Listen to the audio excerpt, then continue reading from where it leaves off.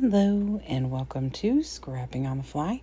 My name is Kristen and I'm here with September's CraftIQ with JQ Crafty. And here is all my stash. So here are the 7 things for September 22's CraftIQ challenge. Stencil onto white cardstock. So I have a stencil and some white cardstock. Use a large photo. It says 4x6 or greater. I'm using a 5x5. I felt like that was bigger than the average picture and should work. Journal around a border. So I have this journaling pen that I'm planned on using. And then feature a heart. So I've got hearts in my stencil, but I also have this heart doily that I want to bring in. Next is to feature or have 3 creatures. So I've got this Love My Dog by Echo Park. So I feel like I'm going to be able to work that out. And then number 6 is to add some texture. So I've got this corrugated, kind of like a white tan color. And then add green. So I've got my Twisted Citron I'm going to put through my stencil and maybe use for some other things. So I have all 7 things that I need to get the layers. So, and this great picture. So let's see how this goes. So first things first, I put this Twisted Citron through this Vicky Bouton stencil. And I think this is from the Sweet Rush collection. And so I love how this turns out. Now, Twisted Citron is kind of a yellowy green, and I'm okay with that. I was looking for a green that was a little closer to what is in this collection, and it's definitely not spot on, but I feel like it is a good blending color to go with. It's a little bit more of a darker green, but still a hint of yellowy. So I just put it on all 4 corners, and you're not going to know that it's not in those middle places. Not that I knew that when I went in, but that's how I, that's the way I scrapbook typically, is I kind of fly by the seat of my pants. So I'm going to bring this back in, not for the stencil, but just for that cardboard. And I'm going to use the Twisted Citron to color this. Now, this is a very thin doily. And when it's thin, you can tear it. But I will go ahead, finish inking it up carefully, and I will use it. And you will not notice it's broken. So I have these 2 papers I've decided I'm going to bring in. This one I'm just going to tear kind of jaggedly. I am measuring the general width that I need it to be to cover the left to right space. And I don't care if it covers the whole thing. I just want it to cover the majority of it. Like I said, when I was doing the stenciling, I really was just kind of winging it. I have no plan, honestly. So, except to get this different 7 layers in, I really don't have any set idea of what I'm doing. That's kind of how I live my life, you all.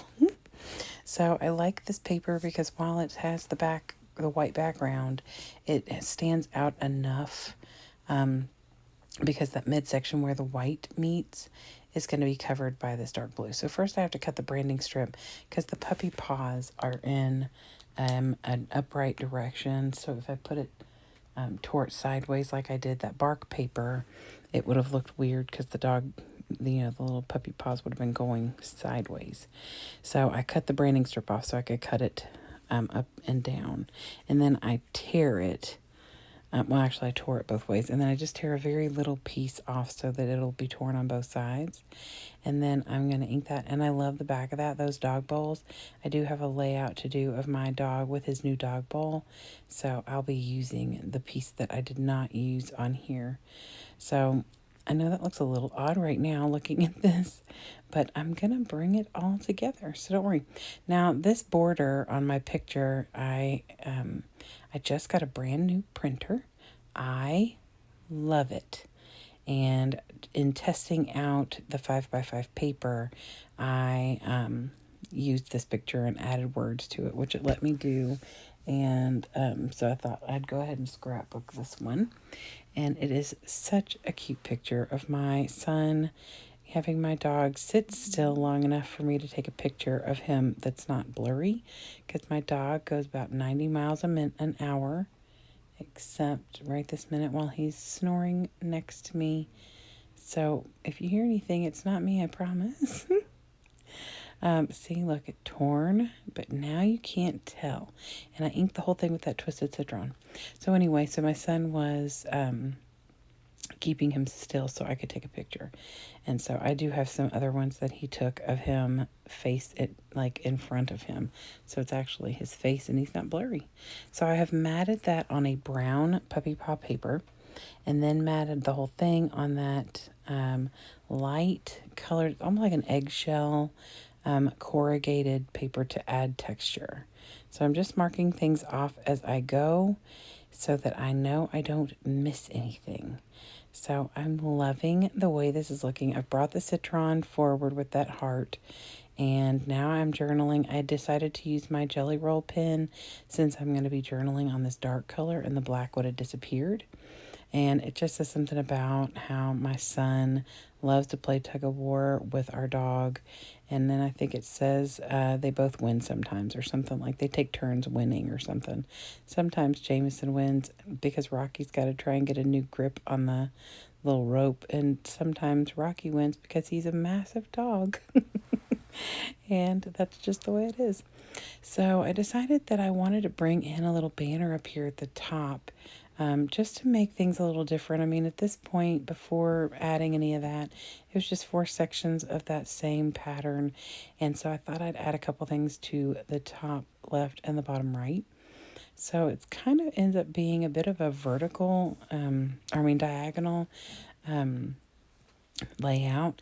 So I put those 2 little fishtail banners up at the top, and I love bringing that blue over, and then I'm going to bring it down at the bottom too with that play all day, because the whole concept of this layout is that the 2 of them love to play together, and I love that because our dog loves to be in the middle of everything and loves to be involved with what's going on.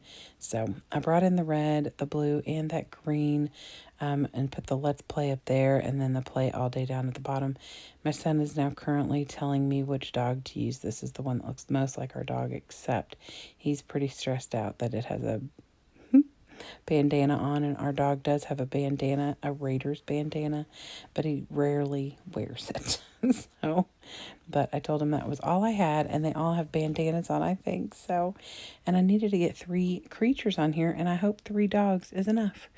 Although there's more than 3, there's including the picture of my dog. This little thing I put on here that says Furry Friends. There's that little doggy up in the close to the top right corner, and then the one standing on top of the play all day, plus that little fishtail that I put under the picture. It wasn't going to look right up at the top, so I put it below so it's on that blue paper. So I pretty much feel like I'm happy. I made a cluster of 3 above the picture and below the picture of little puppy paws and things. I felt like I wanted to add one more little thing, so I got my Twisted Citron in liquid spray, and I'm going to cover my picture and tap that onto the bottom left corner and the top right corner. And I want to get a little on that blue paper to add a little bit of something in those darker spaces, but not like, intentionally going crazy over there, but just a little. So once I get done with that, I am done with this layout. I am really excited with how it turned out, since I had no clue what I was doing when I went in. It always makes me happy when it turns out. So I'm just pointing out all the different layers that I made sure to get on my layout. You all should definitely check out JQ Crafty's CraftIQ on Facebook.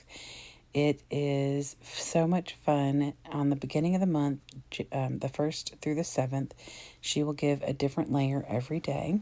You can create your layout day by day and then just take the challenge and the excitement of never knowing if you're going to have to pull something up to do something different to fit the challenge, or you can wait until the 7 prompts are over and add your layers all at the same time, like I've done this month. Last month I did do it one day at a time, and it was so much fun. It is definitely a challenge because you just never know, but it was totally worth it, and I loved it.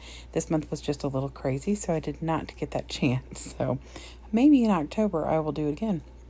So I hope you will go to Facebook and check out CraftIQ, and also you can go to JQ Crafty's YouTube channel, and she would have her prompts and everything there today on the 20th when we post our videos, and all the different creatives who have YouTube and post will also be posted up this week or today. So I hope you all will try it out.